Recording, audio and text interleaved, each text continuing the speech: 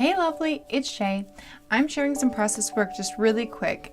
If you're trying to get better at color and composition, and I'm raising my own hand here, a great way to improve is by studying classic film stills.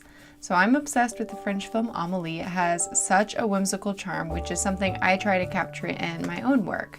And I decided to go to a coffee shop and take an hour to practice drawing it. And I'm drawing with the Procreate app on my iPad, by the way.